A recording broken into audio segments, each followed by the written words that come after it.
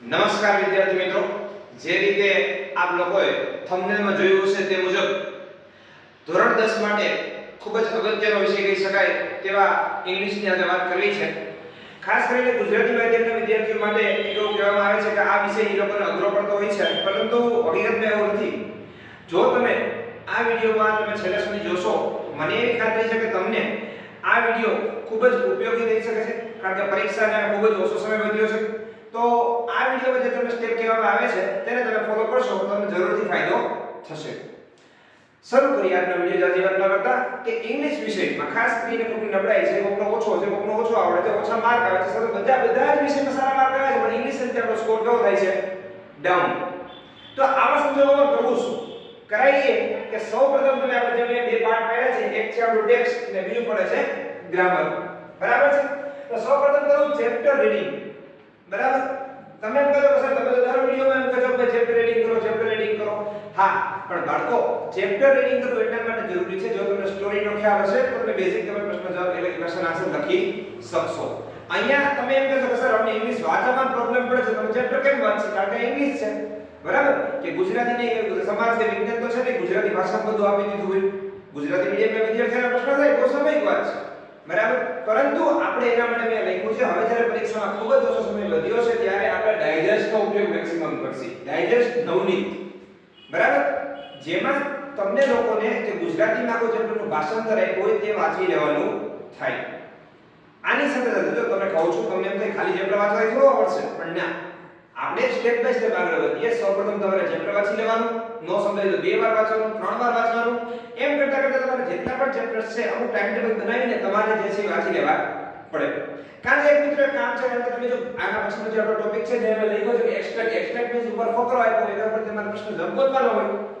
બરાબર? પ્રશ્ન આપ્યા છે ફકરામાંથી જવાબ ગોતીને લખવાના. પણ એ તમને ફકરો ક્યાંક જીવનમાં વાંચ્યો હોય તો તમને ખબર પડે ને કે આ ચેપ્ટરનું ઇંગ્લિશ આમ ગુજરાતી વાંચ્યો તો આવો આવે છે જેનું કચ્છ અને દિવ્યાની વાળો ચેપ્ટર છે. ગુજરાતી મીડિયમમાં ધોરણ 10 માટે ખાસ કરીને વાત કરું કચ્છ અને દિવ્યાની વાળો ચેપ્ટર છે જે તમને ખબર હોય કે સ્ટોરી એની શોર્ટ નોટ પણ પૂછાય છે, એના પ્રશ્ન જવાબ પણ પૂછાય છે. એ વિદ્યાર્થીને ખબર ક્યારે પડશે કે આ ચેપ્ટર કચ્છ અને દિવ્યાની વાળું છે? જ્યારે એને ક્યાંક ક્યાંક ચેપ્ટર વાંચ્યું હશે, ગુજરાતીમાં વાંચ્યું હશે અથવા તો ઇંગ્લિશમાં વાંચ્યું હશે. માટે મારો તમને એવો આગ્રહ હોય છે કે તમે જે છે એ સૌપ્રથમ તમે ચેપ્ટર વાંચો. અત્યારે હું પાઠ્યપુસ્તક ટેક્સ્ટબુકનો હઠાગ્રહ ન કરતા ડાયજેસ્ટ પર વધારે ફોલો કરીશ.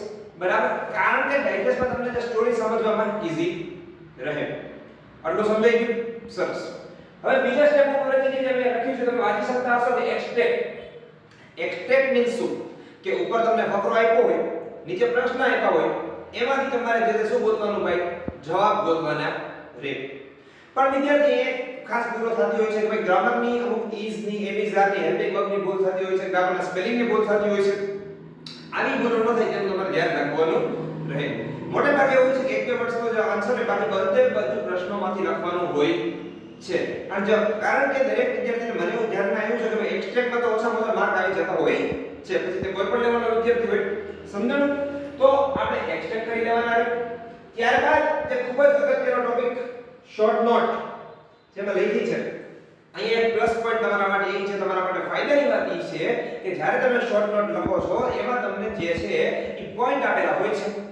મેં શરૂઆતમાં કીધું ને વિડિયોની કે ચેપ્ટર વાઇઝ હશે તો ફાયદો થશે, એનો ફાયદો તમને અહીંયા મળશે. કે શોર્ટ નોટમાં નીચે પોઈન્ટ આપ્યા છે એના ઉપર તમારે નોટ લખવાની છે.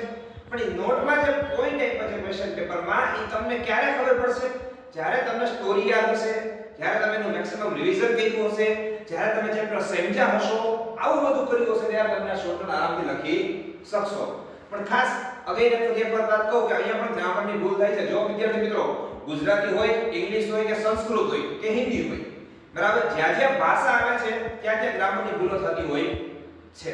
તો આવડતું હોવા છતાં માર્ક કપાય એનું કારણ શું છે? મેં ગુજરાતીના વિડિયોમાં કીધું તમને ખ્યાલ હશે. બરાબર? કે ભાઈ ગ્રામરની ભૂલો થાય, આમાં સ્પેલિંગની ભૂલ થાય. ગ્રામર મીન્સ શું? ઓમાં આપણે રસોઈ દીર્ઘ રસોડાની ભૂલ થતી ગુજરાતીમાં.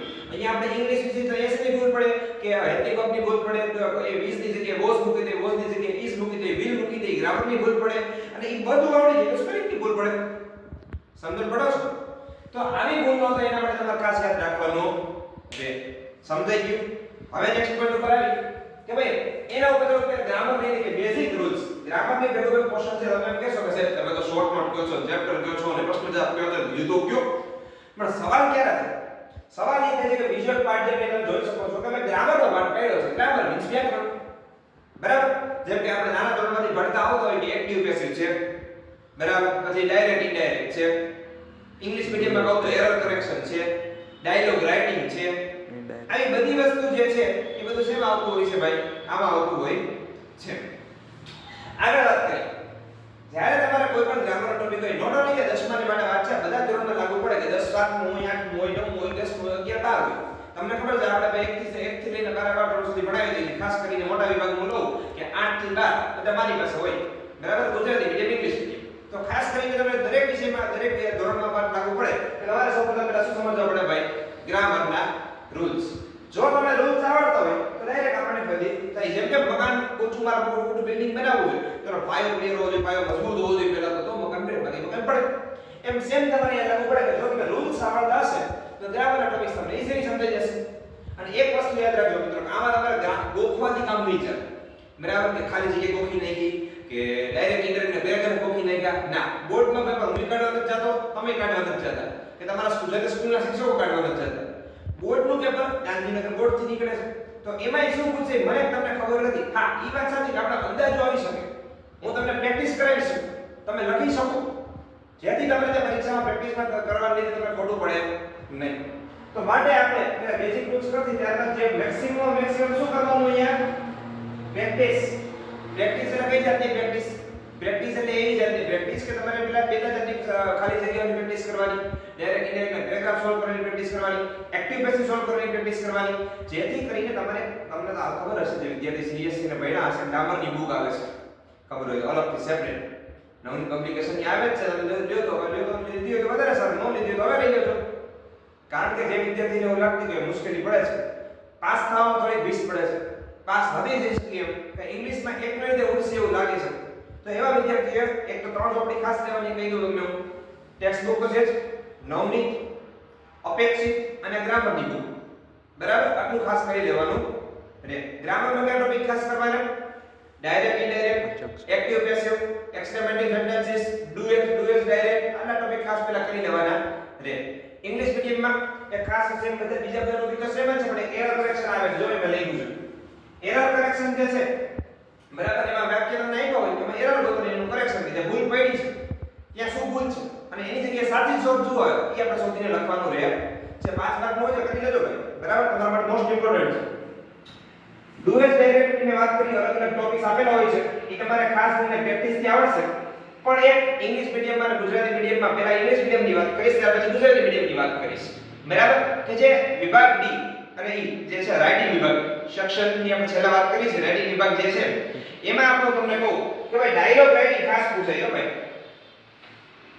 બરાબર ડાયલોગ રાઇટિંગ જે છે એ તમારે કરી લેવાનું રે આ કઈ વસ્તુ હું તમને શીખવાડું નહીં કે ના ના આમ આ તમને જો રીડિંગ કરતા જ વાંચી લેજો આવડી છે નો એવું નથી એનું શું કામ એવું નથી કારણ કે એમાં અલગ અલગ ડાયલોગ પૂછે ડાયલોગ મીન્સ શું બેસિક તમને ગુજરાતીમાં થોડુંક સમજાવું કે સંવાદ બે જણા જે વાતચીત કરતા હોય એને આપણે શું કહીએ છીએ ડાયલોગ સામસામો હું તમને એમ પૂછું તમે કેમ છો અમે એમ કહેશો મજામાં છું સર બરાબર તો આ જે બે વસ્તુની જે વાત થઈ બીજી અલગ અલગ તમને પ્રશ્ન પૂછું કેટલા ધોરણમાં ભણો છો ક્યાં મીડિયમમાં ભણો છો તમે મને એમ કહેશો કે હું 10મા ધોરણમાં ભણું છું ઇંગ્લિશ કે ગુજરાતી જેવા ભણતા મને કહેશો તો આની રીતે જે આપણા વચ્ચે વાતચીત ચાલે છે એને આપણે શું કહીએ ભાઈ ડાયલોગ ખબર પડી એટલી સરસ તો એ કરી લેવાનું છે અને આ સાઈડ આવો છો હજી આ ટોપિકની આપણે કરી લે કે રિપોર્ટ રાઇટિંગ ખાસ કરવાનું છે એસે કરવાનું છે ઈમેલ કરવાનું છે હવે તમે મને એમ કહો કે આમાં સૌથી પહેલા કરવું શું સૌથી સહેલું શું તો સૌથી સહેલામાં સહેલું હોય ને મિત્રો તો એ છે ઈમેલ બરાબર email writing to from subject CC BCC બરાબર અંદર પેરેગ્રાફ યોર્સ ફેથફુલી જે કાઈ હોય એ બધું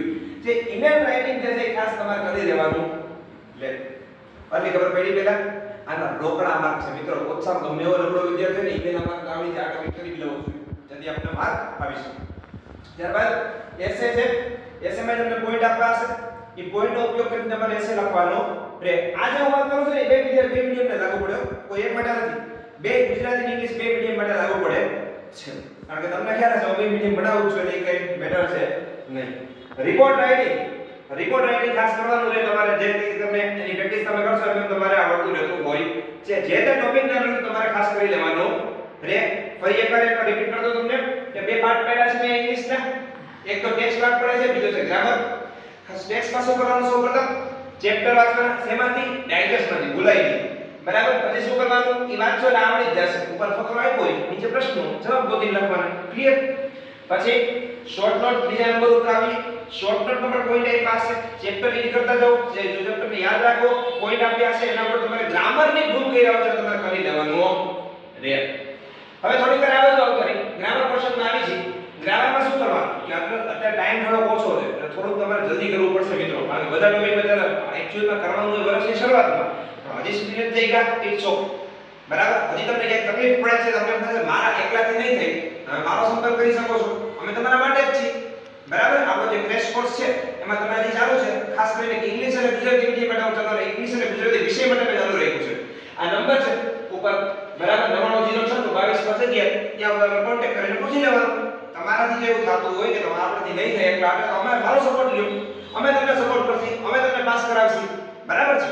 તો અહીંયા આપણે વાત કરતા હતા બેઝિક રૂલ્સ તમારે કરી લેવાના રહે. ત્યારબાદ ગ્રામરના એક ટોપિકનું ઊંડાણપૂર્વક વિશ્લેષણ કરીને તમારે પ્રેક્ટિસ કરવાની રહે છે. ક્લિયર? હવે લેખન વિભાગ અહીંયા ગ્રામર મેં ટોપિક રહી ગયો કે એરર અને કરેક્શન. ખાસ ઇંગ્લિશ મીડિયમના બાળકો ધ્યાન દેજો કે એરર કરેક્શન જે છે તમારે કરી લેવાનું. એટલે આ બધી વિશે વસ્તુ એવી છે કે વાંચવાથી ન આવડે, પ્રેક્ટિસ તમે જેમ કરતા જાવ ને તેમ ખબર પડે કે આપણી ભૂલ ક્યાં થાય છે. ખબર પડે ને? લેખન વિભાગમાં ઉપર આવતા રહી રિપોર્ટ રાઇટિંગ છે, એસે છે, ઈમેલ છે અને આમાં ઇંગ્લિશમાં ડાયલોગ છે. આટલું ખાસ કરી લેવાનું રે. હવે ખબર પડી? આમ છતાં પણ તમને હજી એવું લાગે છે કે મારાથી થશે નહીં, બરાબર? મારે કોઈના સપોર્ટની જરૂર છે, તમે મારો એટલે કે યસ સરનો સંપર્ક કરી શકો છો. ઉપર નંબર આપેલો છે ક્લાસીસનો, સંપર્ક કરો, જોડાઈ જાઓ. છતાં પણ તમને કંઈ પણ ક્વેરી હોય તો કોમેન્ટમાં જણાવી શકો છો. ફરી એકવાર મળશું. ત્યાં સુધી જય હિન્દ, જય ભારત.